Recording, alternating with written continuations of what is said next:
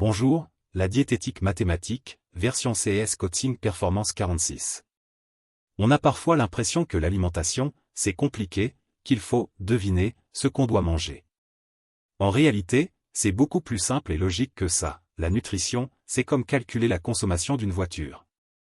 Selon la taille du moteur, notre poids et notre métabolisme, le carburant utilisé, les aliments, la vitesse, l'intensité de l'activité, et le trajet, nos objectifs, on peut déterminer avec précision nos besoins énergétiques.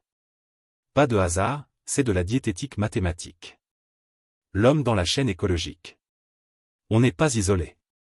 Comme tout être vivant, on fait partie d'une grande chaîne, l'herbe nourrit la vache nourrit l'homme, et l'homme retourne au sol pour nourrir à nouveau la terre. Tout est lié. Notre alimentation dépend de notre environnement, et c'est cette connexion qui nous permet de survivre et de nous développer. Les composants essentiels de notre alimentation.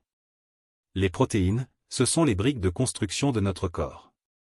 Elles sont composées d'acides aminés et servent à fabriquer nos muscles, nos tissus, mais aussi nos hormones et nos enzymes. Les glucides, sucre, c'est le carburant principal de l'organisme, ce qui fait tourner le moteur. On les retrouve dans le riz, les pâtes, le pain, les fruits. Chaque gramme de glucides apporte 4 kilocalories. Les lipides, graisses, source d'énergie concentrée, ils transportent certaines vitamines et sont composés d'acides gras. Chaque gramme apporte 9 kilocalories.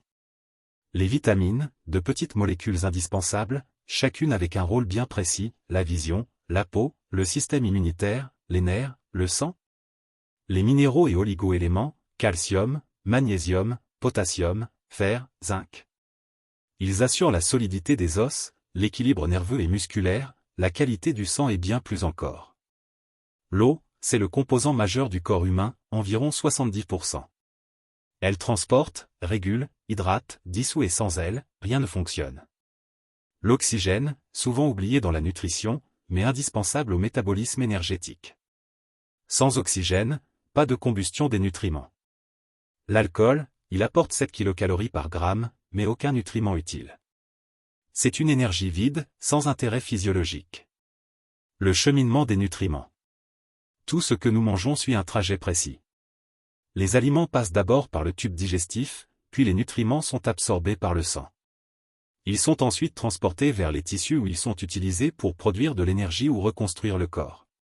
Si les apports dépassent les besoins, l'excédent est stocké, sous forme de glycogène dans les muscles et le foie, ou sous forme de graisse. Et quand il y a vraiment trop, l'organisme finit par l'éliminer. Les protéines, ce n'est pas qu'une question de quantité. Beaucoup de personnes croient encore que, plus je mange de protéines, plus je prends du muscle. La réalité est plus subtile, ce n'est pas uniquement ce que vous mettez dans votre assiette qui compte, mais surtout ce que votre corps arrive à absorber et à utiliser. Prenons un exemple simple, 2 athlètes avalent chacun 200 grammes de protéines par jour. Sur le papier, ils devraient progresser de la même façon. Pourtant, l'un prend rapidement du muscle, et l'autre stagne. La différence vient de l'efficacité intestinale. Voici comment ça marche. Quand vous mangez une protéine, elle ne passe pas telle quelle dans vos muscles. Elle est d'abord digérée, découpée en peptides et acides aminés. Ces acides aminés doivent ensuite traverser l'intestin pour arriver dans le sang. Enfin, ils sont transportés vers les muscles pour être utilisés. C'est à l'étape intestinale que beaucoup se joue. Vos enzymes digestives doivent être efficaces pour bien découper les protéines. Vos transporteurs intestinaux doivent fonctionner correctement pour acheminer les acides aminés. Il existe même une compétition entre nutriments, certains acides aminés utilisent les mêmes transporteurs et se bloquent entre eux. Résultat, si votre digestion est lente, incomplète ou inefficace, une partie de vos protéines est perdue, oxydée comme carburant ou carrément éliminée.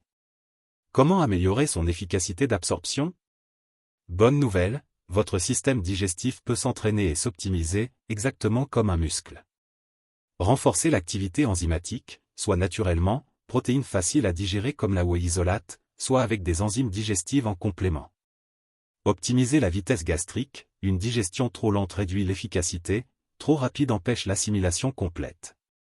Choisir les bonnes sources de protéines, celles qui ont un score élevé, whey isolate, viande de qualité. Stratégie pratique CES Coaching Performance 46. Associez vos protéines à un peu de glucides. L'insuline facilite l'entrée des acides aminés dans le muscle. Les enzymes digestives si besoin pour accélérer et sécuriser la découpe des protéines. Soignez votre microbiote fibres, légumes, probiotiques, aliments fermentés. Hydratez-vous bien, l'eau est essentielle à la digestion et au transport des nutriments. Évitez les perturbateurs digestifs, l'alcool et excès d'ultra transformés.